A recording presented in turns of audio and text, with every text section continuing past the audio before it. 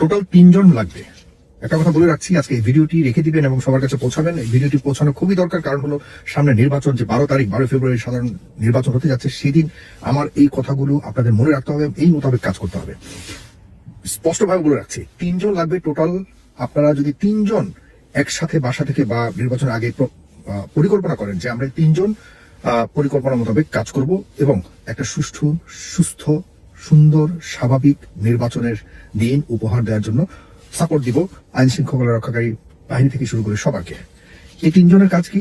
এই 3 জন কারা হবেন আমি স্পষ্ট বলেছি। 3 জন আপনার বলিষ্ঠ, সাহসী 3 জন দল থেকে, যে যার দল থেকে, এবং আপনারা নিজেরাও যদি স্বতঃস্ফূর্তভাবে এই বিষয়ে কাজ করতে চান আপনারা করতে পারেন। যদি দেশের জন্য, গণতন্ত্রের জন্য, সুন্দর একটা নির্বাচনের জন্য আপনারা যদি করতে চান, তাহলে কি করতে হবে?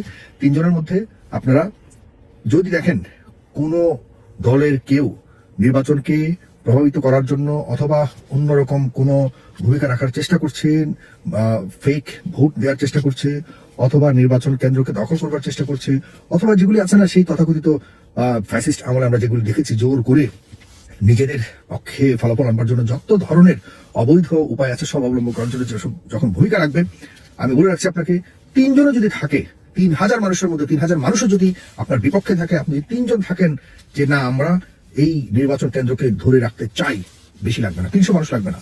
3 জনে কি করবেন? একজন মোবাইল হাতে নেবেন, আরেকজন ধরে রাখবেন যে লোক ওই আকাম করতে আসবে, আরেকজন পুলিশকে খবর দিবেন বা আইন শৃঙ্খলা রক্ষাকারী বাহিনী যারা আছে তাদেরকে খবর দিবেন। ম্যাজিস্ট্রেট আছে, সেই প্রায় কয়েক স্তরে এবার বিশেষ করে মিলিটারি আছে, আমাদের সেনাবাহিনী থাকবে, যে সেনাবাহিনীকে এর আগে কোনো সরকার কোনো আমলে এতটা অ্যাক্সেস দেয়নি, যে নির্বাহী শক্তি দেওয়া হয়েছে।